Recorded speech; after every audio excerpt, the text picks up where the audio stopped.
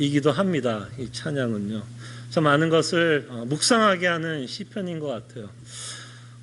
히브리서를 저희들이 상고하고 살펴보면서 정말 하나님은 아름다우신 분이라는 결론이 나오는 것 같아요.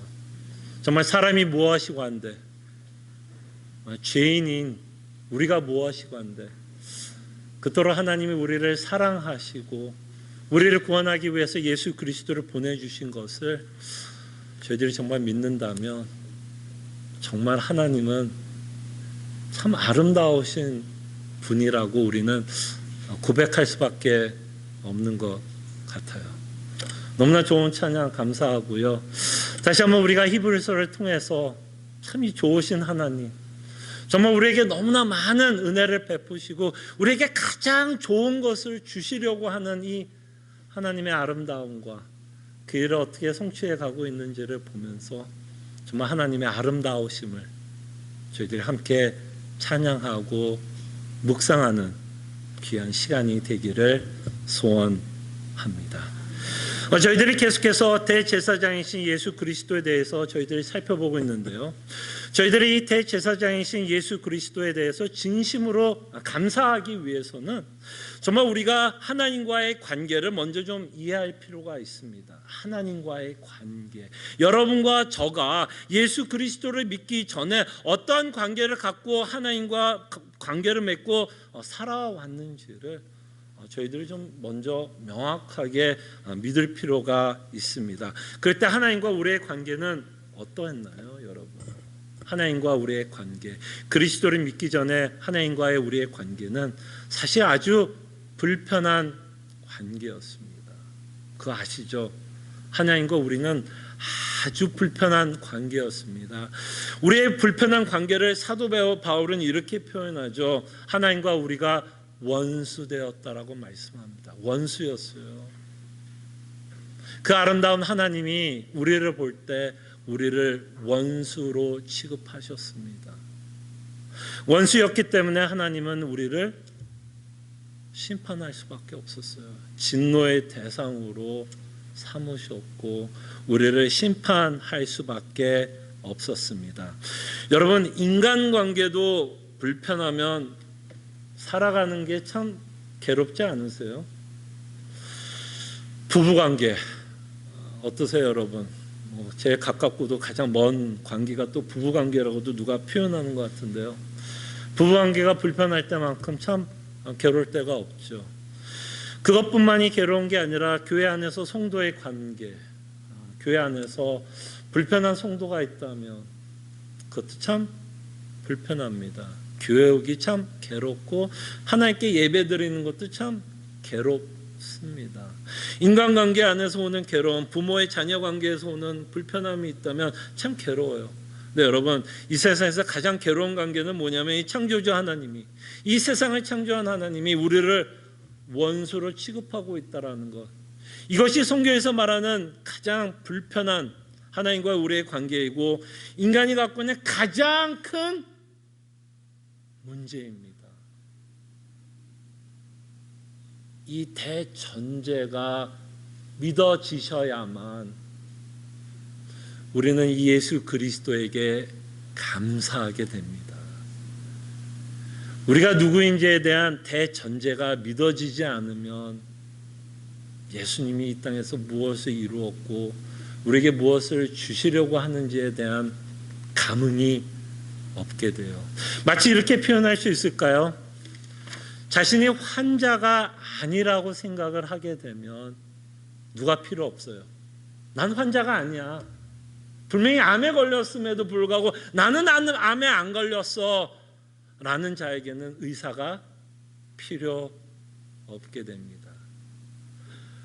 우리가 대제사장이신 예수 그리스도가 필요한 이유는 우리 안에 영적인 암이 있기 때문에, 죄가 있기 때문에, 하나님이 우리를 원수로 취급하고 있기 때문에 우리는 대제사장이신 예수 그리스도가 필요합니다.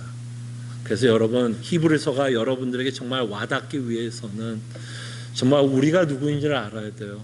여러분과 제가 하나님이 보시기에 어떠한 자인 것을 명확하게 이해할 때 구원이 감사하게 됩니다. 복음이 감사하게 되고, 좀 전에 장로님이 기도한 것처럼 창세 전에 우리를 구원하기 위해서 계획했던 그 계획에 대해서 우리는 감사하게 됩니다. 그리고 하나님께서 우리를 구원하기 위해서, 원수와 같은 우리를 구원하기 위해서 하나님은 창세전에 계획을 하셨고, 그 계획한 내용이 구약을 통해서 예언의 형식으로 나타나게 됩니다. 그 예언의 형식으로 나타나고 있는 모습 중에 하나, 히브리서에서 굉장히 중요하게 생각하는 제도가 하나가 있었는데, 그것은 제사 제도였어요. 그래서 이 제사 제도를 통해서 하나님은 원수였던 우리의 관계를 어떤 식으로 회복할 것인가를 구약에 있었던 제사 제도를 통해서 우리에게 보여주고 있어요.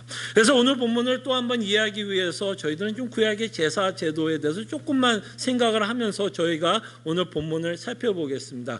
특별히 예수 그리스도께서 대제사장으로 직분을 받았기 때문에 특별히 구약에 있었던 대제사장의 사역을 조금만 이해를 했으면 합니다. 제사장들 가운데서도 대제사장이 있었고요. 이 대제사장은요, 1년에 한 번씩이에요. 매일도 아닙니다. 1년에 한 번씩 제사를 가지고 특별한 장소에 가서 제사를 드렸습니다. 특별한 사람이 어떤 제사를 가지고 특별한 곳에 가서 제사를 드리는데, 그것을 우리는 지성소라고 부릅니다. 지성소. 근데 이 지성소에 대제사장이 들어갈 때는요, 특이한 준비를 하고 지성소에 들어갑니다. 첫째, 이 지성소에는 아무나 못 들어가요. 아무나 들어갔다면 그대로 죽습니다. 그래서 대제사장만이 지성소에 들어갈 수 있는데, 1년에 한 번씩 이 대제사장이 들어갈 때는 특이하게 하나님께서 뭔가를 준비를 시키면서 들어가는데, 하나는 방울을 메고 들어가게 하고요, 그 다음에 또 하나는 끈을 묶고 들어가게 합니다. 여러분, 왜 하나님이 대제사장이 제사를 지성소를 드릴 때 방울을 메고 노끈을 메고 들어가게 하는지 아세요? 이 제사가 하나님께 연락이 되지 않으면, 하나님이 흡족하지 않으면 뭐하기 때문에? 죽이기 때문에. 그리고 그 지성소에는 아무도 못 들어가기 때문에 이 대제사장이 드렸던 제사가 하나님이 흡족했는지 흡족하지 않은지는 뭘로 확인을 해요? 방울 소리로 확인하게 됩니다. 그래서 방울 소리가 나면 대제사장이 죽은 것이고, 하나님께서 그 제사를 받지 않았다라는 것을 알 수 있고, 아무나 지성소에 들어가지 못하기 때문에 대제사장을 어떻게 끌고 나올까요? 아까 묶었던 노끈으로 끌고 나오는 거예요. 저라면 하나님이 대제사장을 시킨다면 저는 안 할 거예요. 저는 죽었다 깨어나도 안 할 거예요. 그게 어떤 명예고 어떤 직인지는 그들에게 모르겠지만 저는 안 해요. 왜? 여러분, 그 대제사장이 매년마다 들어갈 때 뭐를 걱정하면서 들어가요? 죽을 수 있다라는, 그게 무슨 명예직이에요? 뭐가 아름다워요? 언제나 두렵고 떨림으로 들어갈 수밖에 없는 자리였어요. 그래서 우리는 이 구약에 있었던 제사 제도가 한계가 있었다는 걸 보게 됩니다. 왜? 제사장들이 죽는다라는 거예요. 그 죽는다라는 의미는 영적인 심판의 의미를 갖고 있어요. 근데 여러분, 이 제사장들이 죽는 이유가 제사 제도에 흠이 있어서 죽는 것일까요? 아니면 제사장 때문에 죽는 걸까요? 여러분, 한번 곰곰이 생각해 봐요. 제사 제도 때문에 제사장이 죽을까요? 아니면 제사장 때문에 죽을까요? 제사장 때문에 죽는 거예요. 제사 제도에는 흠이 없어요. 제사장이 죄인이었기 때문에 그가 드리는 제사가 흠이 있고 하나님이 받아들이지 않습니다.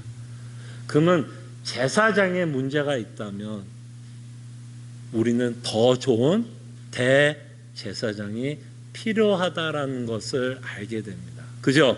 이 제사 제도를 온전하게 만족시킬 누가 필요해요? 대제사장이 필요해요.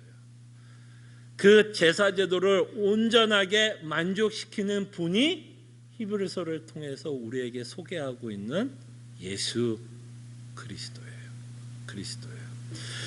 그래서 예수님은 구약에 나왔던 어떤 제사장보다, 어떤 대제사장보다 탁월하시고 온전하신 대제사장이라는 것을 히브리서를 통해서 끊임없이 우리에게 선포하고 있는 내용입니다. 이 구약의 메시지와 예수 그리스도를 이해하면서 저희들이 좀 3절을 볼게요. 자, 3절을 통해서 구약의 제사 제도에 대해서 히브리서가 언급을 합니다. 3절을 한번 볼게요. 자, 잘 기억하세요. 구약의 대제사장들이 뭘 했는지. 대제사장마다, 그죠? 구약의 대제사장마다 뭐 했어요? 예물과 제사 드림을 위해서 세운 자다. 그죠? 아까 말씀드렸죠? 그 일을 위해서 세워졌어요. 그러면 예수님이 대제사장이라면 그도 뭐가 있어야 될까요? 예물과 제물이 있어야 한다라고 히브리서가 말씀을 하는 거예요. 대제사장마다 예물과 제사 드림을 위해 세운 자니 그러므로 그도, 여기서 말하는 그도는 누구일까요? 맞아, 예수님이요. 구약의 대제사장도 뭔가 드렸다면 대제사장인 예수님도 뭔가를 드려야 한다는 거죠. 그도 무엇인가 드릴 것이 있어야 할지니라. 그때 우리가 히브리서를 통해서 끊임없이 우리가 보는 내용은 뭐예요? 예수님 자신이 제물이 되셨다라는 거예요. 그것이 바로 십자가의 사건을 통해서 우리에게 천명하고 선포하고 있는 내용입니다. 예수 그리스도 자신이 제사가 되었어요. 그럴 때 예수 그리스도께서 제사가 되어서 하나님께 드릴 때 그는 죄가 없으셨고 마치 유월절에서 흠도 없는 순약을 바치라는 것과 마찬가지로 예수 그리스도는 흠이 없는 숫양이 되어서 하나님 앞에 제사를 드립니다. 그렇게 예수 그리스도가 제사를 드림으로써 그 구약의 제사가 요구하는 모든 조건을 만족시켜 주시고 그것이 만족이 되었기 때문에 여러분과 저는 그리스도로 말미암아 죄 사함을 받게 된다라는 것이 지금 히브리서가 끊임없이 우리에게 말씀하고 있는 내용입니다. 자, 그럴 때 이 말에는 우리에게 굉장히 중요한 진리를 선포합니다. 우리의 구원자는 오직 예수 그리스도라는 것을 선포해요. 구약의 어떤 제사장도 구원을 이루지 못하셨고 예수 그리스도만이 우리의 구원과 죄를 용서하고 있다면, 이 말씀을 통해서 우리에게 천명하고 선포하는 내용이 있다면 오직 예수 그리스도만이 우리의 구원자라는 것을 선포합니다. 아마도 여러분들은 이 말씀이 너무나 귀에 익을 것이라고 생각을 합니다. 평생을 들어왔기 때문에 귀에 익었을 거예요. 감사합니다. 여러분들이 정말 오직 예수 그리스도만이 구원자라고 믿는 것에 대해서 참 감사하게 생각합니다. 근데 세상은 그렇게 믿지 않아요. 세상은 그렇게 믿지 않습니다. 예수님만이 구원자라고 가르치지 않아요. 더 이상 세상은 예수님만이 구원자라고 가르치지 않습니다. 우리는 이거를 좀 유식한 단어로 다원주의라고 표현해요. 다원주의. 좀 요럴 때 한번 좀 유식하게 우리 한번 기억합시다. 다원주의. 이 다원주의가 뭔지 아세요? 모든 종교의 끝은 하나님께로 인도하신다라는 거예요. 모든 종교의 끝. 그렇기 때문에 예수님도 하나님께 인도하지만 불교도, 힌두교도, 무종교도 다 어디로 인도해요? 하나님께 인도합니다. 여러분, 이 말씀을 들으면 되게 호감 있지 않으세요, 여러분? 곰곰이 생각해요. 여러분들이 예수를 믿으니까 당연히 오직이라는 말에 당연히 그거를 진리로 믿지만 여러분 어떤 게 더 사랑이 많은 것 같아요, 여러분? 곰곰이 한번 생각해봐요. 어떤 말이 여러분 기준에 더 사랑이 많은 것 같아요? 오직 예수 그리스도 아니면 모든 종교가 하나님께로 나아갈 수 있다. 어느 게 왠지 사랑이 더 많고 포용력 있어 보여요? 솔직히 모든 종교가 하나님께로 갈 수 있다는 게 더 사랑스럽게 들리지 않으세요? 더 포용력 있고 더 가슴 넓어 보이는 것 같지 않아요? 오직 예수 그리스도라고 이야기하면 더 이렇게 뭐라고 표현해? 이럴 때 단어가 또 생각이 안 나. 이게 요거 뭐라 그러죠? 이게 마음 속 좁은 사람 좀 좋은 단어가 속 좁은 것 같이 안 들려요? 좁쌀만한 표현이 이렇게 해도 되나? 무슨 말인지 알겠어요? 사실 오직 예수 그리스도라는 이 말에는 굉장히 배타적인 내용을 갖고 있어요. 그래서 진리는 하나이다라고 말할 수밖에 없어요. 진리는 하나예요. 구원자는 하나예요. 세상 사람들은 예수도 좋고 힌두도 좋고 불교도 좋고 다 좋다고 얘기하지만 이 히브리서를 통해서도 우리에게 천명하고 선포하는 이것은 오직 예수님밖에 없다고 말합니다. 오직 예수님밖에 그 구약의 제사 제도를 만족시켰던 분은 오직 예수 그리스도밖에 없어요. 그럴 때 여러분, 오직 예수 그리스도의 진리도 굉장히 중요하지만 우리가 또 신앙생활을 하다 보면 알게 모르게 우리는 내가 하는 것을 통해서 하나님으로부터 은혜를 받을 수 있고 내가 하는 것을 통해서 하나님이 나를 사랑할 것 같은 생각을 하게 됩니다. 저는 이것을 이렇게 좀 표현할게요. 우리는 알게 모르게 율법주의적인 신앙을 할 수 있다는 겁니다. 뭔가 나의 열심을 통해서 하나님이 나에게 더 큰 축복을 줄 것 같고 나의 열심을 통해서 하나님이 나에게 더 큰 은혜를 베풀어 줄 것 같은 생각을 갖고 신앙생활을 할 수 있는 유혹을 받게 됩니다. 그 중에 하나가 시간이 너무 없어서 제가 결론만 말씀을 드릴게요. 우리가 11조에 대한 오해가 있으면 그것이 자칫 율법주의적인 신앙생활이 될 수도 있습니다. 마치 내가 11조를 내므로써 하나님이 나에게 더 큰 은혜를 베풀 것이라고 우리가 생각을 한다면 그것이 우리가 잘못된 율법주의적인 신앙생활일 수도 있습니다. 우리가 하는 열심, 우리가 하는 예배, 우리가 하는 찬양, 우리가 하는 모든 일이 그 일 때문에 하나님이 나를 사랑할 거라고 생각하면 그때부터는 오직 예수가 아니에요. 그때부터 뭔지 아세요? 나와 예수님이 함께 내 구원을 이루어 가게 됩니다. 네, 여러분, 정말 우리의 본성은 율법주의자의 본성이 훨씬 더 이렇게 편해요. 율법주의가. 우리가 공짜를 굉장히 좋아하는 것 같지만 공짜를 그렇게 좋아하진 않아요. 은혜가 공짜인 것 같아서 되게 좋지만 끊임없이 내가 해서 뭔가 하나님께 뭐 하고 싶은지 알아요? 인정받고 싶은 마음이 끊임없이 우리에게 있습니다. 근데 구약의 대제사장이 드린 제사가 하나님께 인정됐다 안 됐다? 뭘 해도 인정이 안 됐고 뭘 해도 죽었어요.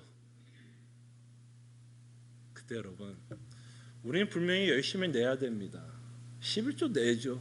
또 예배 드려야 되죠. 찬양해야죠. 우리의 열심이 필요합니다. 근데 우리의 열심이 하나님께 나가는 게 아니라 하나님이 이미 우리에게 은혜를 베풀었기 때문에 예배도 드리고 싶고 은혜 때문에 하나님을 찬양하고 싶고 은혜 때문에 교회를 돕고자 하는 마음으로 연보도 하게 되고 다 뭐가 동기가 되는가? 뭐가 순서가 먼저냐면 은혜 다음에 행위예요. 근데 많은 경우에 우리는 행위를 먼저 생각하고 그러면 하나님의 은혜를 베풀 거라고 생각을 많이 합니다. 정말 큰 오해예요. 정말 아까 말씀드린 것처럼 사람이 무엇을 가지고, 여러분 미가서 읽어보면 이런 구절이 있죠. 사람이 무엇을 가지고 하나님께 나아갈 수 있겠느냐라는 질문을 합니다. 여러분 정말 생각해요. 여러분들이 뭐를 가지고 하나님께 나가면 이야 진짜 하나님이 기뻐할까요? 그때 사실 우리가 예수 그리스도를 믿는 그 믿음 외에는 사실 하나님이 기뻐하는 일이 없습니다. 그래서 오해하지 마십시오. 열심을 내지 말라는 이야기가 아니에요. 야, 목사님이 열심히 내지 말라네. 나 그럼 봉사 안 해야지. 이러면 여러분 오해하는 거예요. 봉사를 하되 우리가 어떤 마음으로, 어떤 동기로, 무엇 때문에 우리가 예배도 드리고 찬양도 하고 선생도 하고 목사도 하고 찬양대도 하고 부서장의 일도 하고, 그 동기를 우리는 끊임없이 살펴봐야 합니다. 그러면서 예수 그리스도께서는 우리에게 확실하고 온전한 제사를 드렸다라는 것을 오늘 본문을 통해서 알 수 있는 건 1절을 보세요. 아까 말씀드린 것처럼 대제사장은 끊임없이 두렵고 떨림으로 들어갈 수밖에 없죠. 그런데 예수님이 하셨던 일이 온전했다는 건 뭐냐면 1절에 보면 지금 우리가 하는 말의 요점이 이러한 대제사장이 우리에게 있다라는 것이라. 그는 하늘에서 지극히 크신 이의 보좌 우편에 뭐 했다고요? 앉으셨다. 이게 그냥 흘러 들은 말이 아니에요. 앉으셨다라는 이 말이 그냥 예수님이 심심해서 또 다리가 아파서 앉았다라는 말일까요? 이 앉으셨다라는 말을 통해서 우리에게 말씀하시고자 하는 말은 뭘까요? 그가 하셔야 되는 모든 일을 예수님이 십자가에 돌아가시면서 마지막으로 우리에게 외쳤던 말이 뭐였죠? 다 이루셨다. 예수님이 부활과 승천하심으로 말미암아 구약의 대제사장은 끊임없이 겁을 먹고 두려운 가운데 지성소에 들어갈 수밖에 없었지만 그리스도께서는 죽었던 이유도 우리 죄 때문에 죽은 거죠. 예수님 죄 때문에 죽은 게 아니라. 그리고 그가 이루어야 됐던 그 제사의 모든 것을 이루셨다라는 것이 부활과 승천, 그죠? 부활의 역사적인 사건과 승천의 역사적인 사건을 통해서 우리에게 말씀하시고자 하는 메시지는 그가 하셔야 되는 모든 일을 완성하셨다. 그렇기 때문에 예수님은 온전한 뭐라 그러는 거예요? 대제사장. 그래서 저는 여러분에게 외칩니다. 오직 예수 그리스도만이 우리의 구원자 되십니다. 자, 그러면서 또 하나 우리가 좀 생각해 보고 싶은 건 이제 오늘 가장 하이라이트 부분이 이 부분인데요. 구약에 있었던 대제사장들은 사람이 만들었던 지성소에 들어와서 제사를 드렸어요. 예수님은 어디서 제사를 드렸을까요? 그 내용에 대해서 여러분들과 함께 좀 생각을 해 보겠습니다. 그럴 때 5절에 보면 이제 구약에 있었던 대제사장과 예수님을 지금 이제 구분해서 설명하려고 그러는 거예요. 자, 그럴 때 5절에 보면 이 구약에 있었던 대제사장들은 어디에서 제사를 드렸는지를 이렇게 설명합니다. 5절을 보세요. 자, 그들이 섬기는 것은, 여기서 말하는 그들은 구약의 대제사장들입니다. 그들, 그죠? 벌써 복수를 쓰고 있죠? 예수님이었으면 단수를 썼겠죠? 자, 그들이 섬기는 것은, 자, 이제 이거 잘 들어보세요. 하늘에 있는 것의 모형과 그림자에서 섬겼다고 얘기합니다. 여러분, 이 모형과 그림자라는 이 단어가 여러분들에게 제가 좀 몇 줄을 거쳐서 소개했던 단어입니다. 그 단어가 뭐였는지 혹시 기억나세요? 예표라는 단어의 내용이에요. 예표. 뭐죠?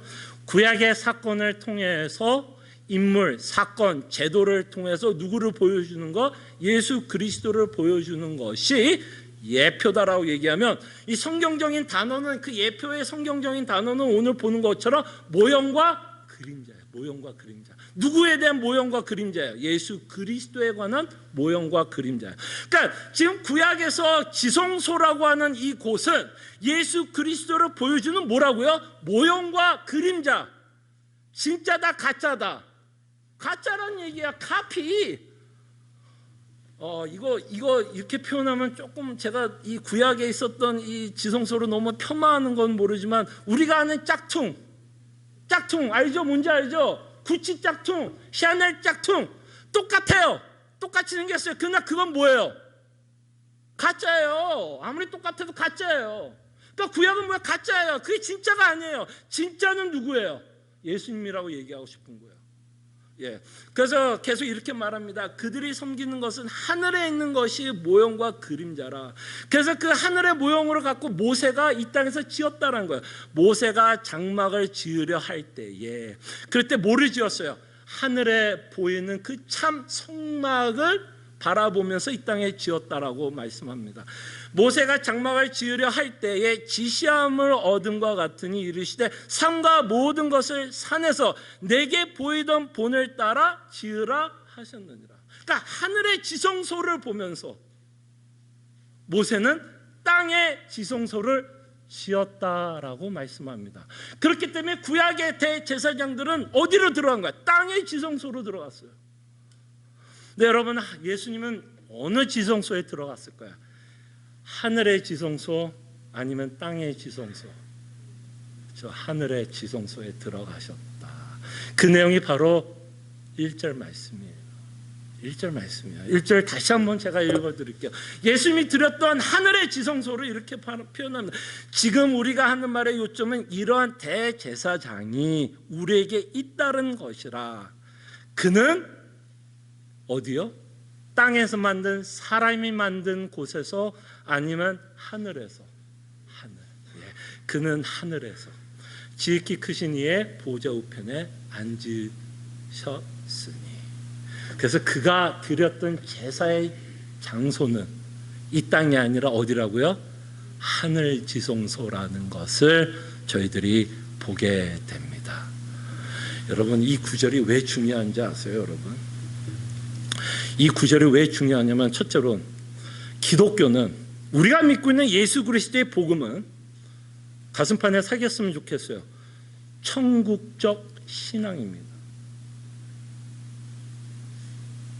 자, 다시 한번, 우리가 믿고 있는 기독교는 천국적 신앙이에요. 이 천국적 신앙이라는 이 말이 굉장히 중요합니다.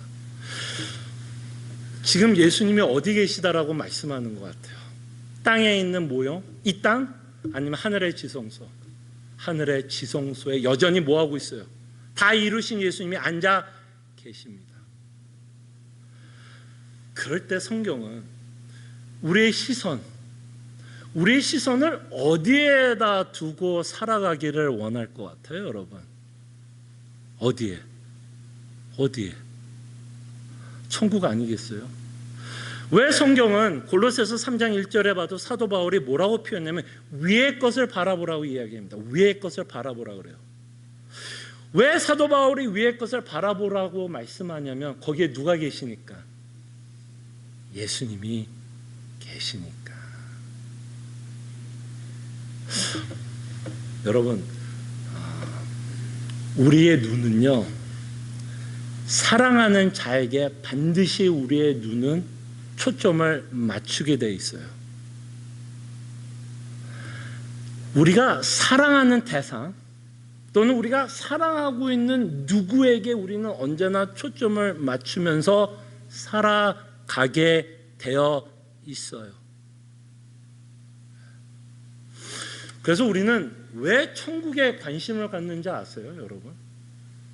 그저 죄가 없고 눈물이 없고 예수님이 우리의 눈물을 닦아 주실 곳이기 때문에도 우리는 천국을 바라보고 삽니다. 네, 여러분들의 천국을 왜 바라볼까요, 여러분? 그리고 성경은 왜 천국을 그토록 바라보면서 살라고 이야기할까요? 우리를 그토록 사랑하셨던 누가 계시기 때문에, 예수님이 계시기 때문에 우리는 천국에 관심을 갖고 살아요. 이렇게 한번 예를 들어볼까요? 옛날에 제가 그러니까 저희 제 부모가 옛날에 시애틀에 대해서 관심이 있었을까요, 없었을까요? 시애틀에 비가 오던 눈이 오던 아마존이 있던 보잉이 있던 관심이 있었을까요, 없었을까요? 물론 시애틀이라는 데가 있었는지는 아셨겠죠. 뭐 작은 도시는 아니니까. 관심이 있었을까요, 없었을까요? 별로 없었어요. 근데 언제부터 우리 부모님이 시애틀에 관심을 갖기 시작했을까요, 여러분? 언제부터? 제가 이곳에 이사 오고부터는 이곳에 눈이 오는지 비가 오는지 보잉이 있는지 코스코 본사가 있는지에 대한 관심을 갖게 됩니다. 왜? 시애틀이 뭐 특별해서요? 시애틀이 특별해서요? 아니요. 누가 있기 때문에?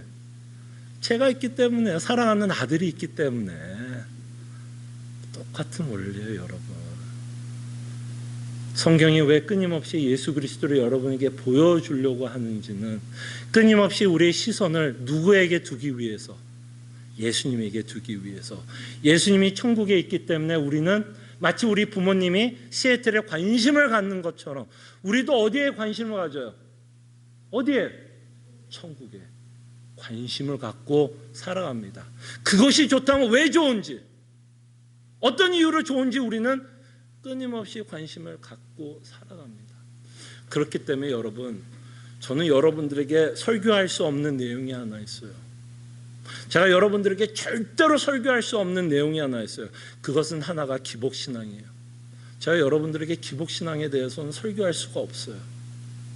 제가 기복설교를 하면 결국 그 기복신앙은 어디에다가 포커스를 두게 하는 말씀이 되나요, 여러분? 예수 믿으면 잘 된다라고 이야기를 하면 결국 어디에다가 포커스를 두는 설교가 돼요? 이 땅 아니면 천국? 어디예요? 이 땅이에요, 천국이에요? 이 땅이에요, 이 땅. 그래서 저는요, 여러분들에게 기복신앙을 할 수가 없어요. 왜냐하면 천국이 더 좋은 곳이니까. 여러분들 하여금 끊임없이 어디를 바라보게끔 해야 되기 때문에, 천국이 좋은 곳이라는 것을 끊임없이 설교를 해야 되기 때문에, 저는 이 땅에서 여러분 예수 믿으면 잘 된다라고 이야기할 수 없고, 오히려 저는 뭐라고 선포할 거예요? 예수 믿으면 더 힘들어. 왜 이렇게 설교할까요? 그래야 그나마 여러분들이 이 땅 바라보지 않고 어디를 바라볼 거니까, 천국 바라볼기 때문에.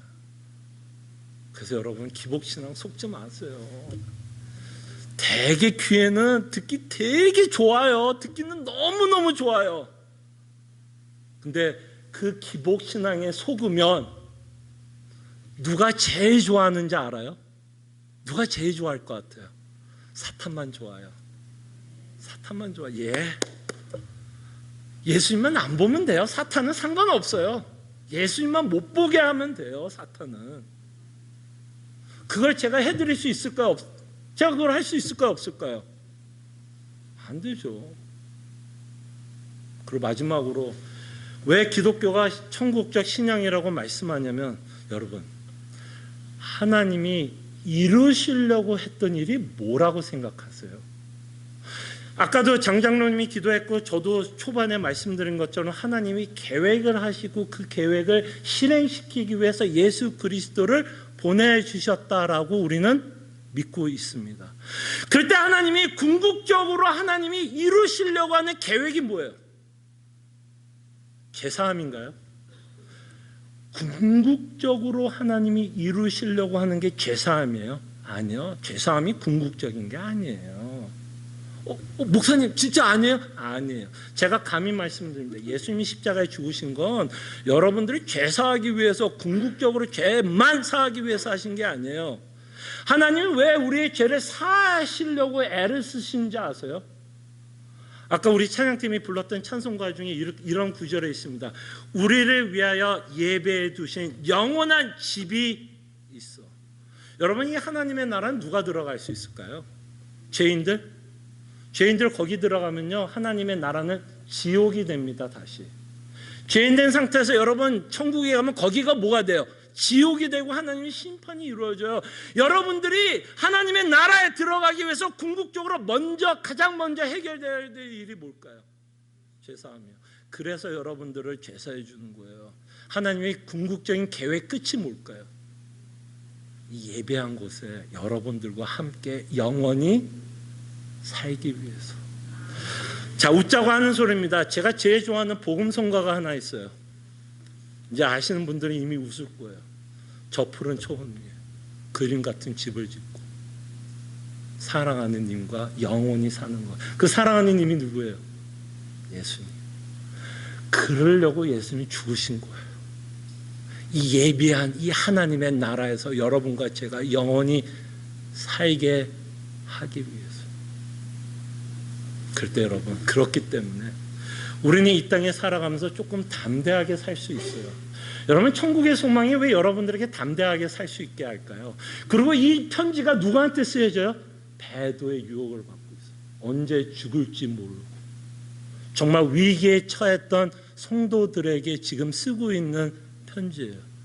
그럴 때 왜 하나님은 이 성도들에게 영원한 안식에 관한 약속이 남아있다라고 얘기할까요? 왜? 더 좋은 곳이 남아있기 때문에. 하나님이 알까 모를까 이들이 고생하고 있는 거. 당연히 여러분들이 눈물 흘리는 거 알까 모를까요? 하나님이. 여러분들이 외롭다 그러면 외로운 거를 하나님이 모를까요? 알까요? 알아요. 그럼에도 불구하고 왜 인내하라 그러는지 아세요? 왜 인내하라 그럴까요? 더 좋은 곳이 기다리고 있기 때문에. 기다리고 있기 때문에. 내가 너한테 더 좋은 거 주려고 지금 뭐 했다고? 예배했기 때문에. 하나님이 우리 보러 뭐 하라는 거야? 인내하라는 거예요. 더 좋은 곳이 있기 때문에. 그래서 괜찮아요. 우리는 조금 울 일이 있어도 괜찮아. 울어도 돼. 염려할 일이 있어도 괜찮아요. 우리 인생이 그 염려로 끝나는 거라면 억울하겠죠. 근데 우리 인생이 그렇게 안 끝난다라는 게 히브리서가 말씀하고 싶어요. 그래서 저는 우리가 이 세상에 살면서 가장 부러운 사람이 있다면 어떤 사람이 가장 부러워할까요? 여러분, 좀 질투나는 사람이 있죠. 아, 이 사람은 좀 질투가 나. 또는 아, 저 사람은 좀 부러워. 어떤 사람이 좀 부러워요? 여행 많이 가는 사람? 좋은 집에 사는 사람? 내 자녀가 잘된 자녀들 보면 부럽죠. 저도 부러워요. 부럽죠. 근데 여러분, 제가 감히 이 말이 여러분들에게 어떻게 들릴지 모르고 굉장히 불편하게 들릴 수도 있는데요. 우리가 가장 부러워야 할 사람은요, 죽음에 임박한 성도입니다. 불편하세요? 죽음에 임박한 성도를 우리는 가장 부러워해야 해요. 왜? 여러분, 그 히브리서가 말하고 싶은 내용이에요. 왜? 더 좋은 곳에 그 사람이 가니까. 우리는 죽음을 앞둔 성도를 보면서 치근하게 볼 일이 아니에요. 우리는 죽음을 앞둔 성도를 보면서 우리는 부러워야 돼요. 부러워야 돼요. 왜? 여러분, 사도가 그토록 원했던 게 뭔지 아세요? 사도 바울이 그토록 원했던 게 뭔지 아세요? 자신이 할 일이 있었기 때문에 이 땅에 남아서 복음을 전하는 일을 합니다. 근데 이 사도가 가장 원했던 게 뭔지 알아요? 개인적으로 그리스도와 함께 하고 싶었어요. 함께 하고 싶었어요. 자신을 구원한 예수 그리스도와 함께. 그 말은 무슨 말이 포함되어 있는 거예요? 사실 죽는 게 낫다라고 얘기하는 거 아니에요. 그때 여러분, 정말 죽음 앞에 있는 성도가 우리가 가장 부러워야 돼요. 정말 부러워. 물론 떠나는 자가 있었기 때문에 우리의 마음은 슬플지 몰라도 그 사람을 생각할 때는 그 사람이 뭐야? 가장 큰 축복을 받고 있는 거예요. 그래서 저는 가끔 이제 이 생각을 합니다. 저도 이 찬송가를 많이 부르지는 않는데요. 이 찬송가는요, 장례식에서만 부를 찬송가가 아니라고 저는 생각을 합니다. 493장인데요.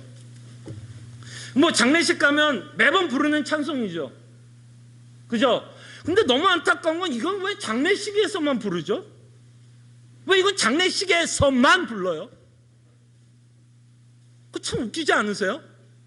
아니, 천국이 그렇게 좋은 곳이고 예수님이 그렇게 사랑한다면 정말 우리는 이 찬송가를 매일 불러야 되는 찬송가 아니에요? 이게 장례식에서만 부를 게 아니라 매일 불러야 될 찬송이죠. 보세요. 하늘 가는 밝은 길, 하늘 가는 슬픈 길이에요? 어두운 길이에요? 정말 히브리서가 말씀하고 있는 이 내용이 이해가 된다면 저희는 찬송가 493장을 누구보다도 담대하게 찬송할 수 있고요. 이 찬송가는 다만 장례식에서만 부르는 찬송이 아니라 우리는 매일 이 찬송을 부르면서 기쁘게 살아갈 수 있는 성도입니다. 정말 이것이 히브리서가 우리에게 말씀하고 싶은 내용이에요. 정말 하나님이 계획하고 있는 내용이고, 예수님이 왜 십자가에 죽으셨는지 그 계획을 이루시고 그 집을 예비하기 위해서 예수님이 대제사장으로 이 땅에 오셨다는 걸 믿으시기를 바라고, 그 하나님의 나라 때문에 우리는 소망을 갖고 인내하며 견디며 이 땅을 살아갑니다. 기도하죠.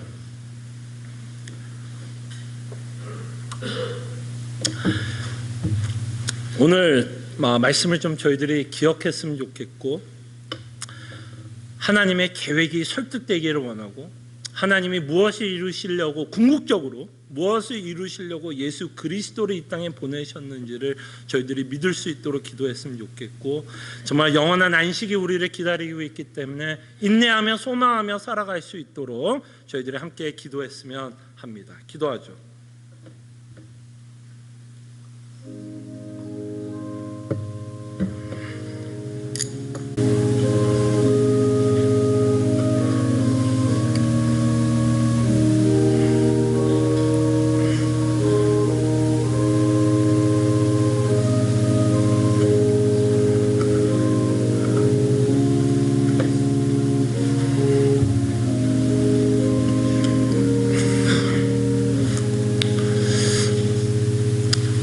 참으로 감사하신 하나님, 우리 자녀 삼아주시고 예수 그리스도를 믿게 하시며 이 세상에 줄 수 없는 참된 위로와 기쁨을 우리에게 허락해 주심에 감사드립니다.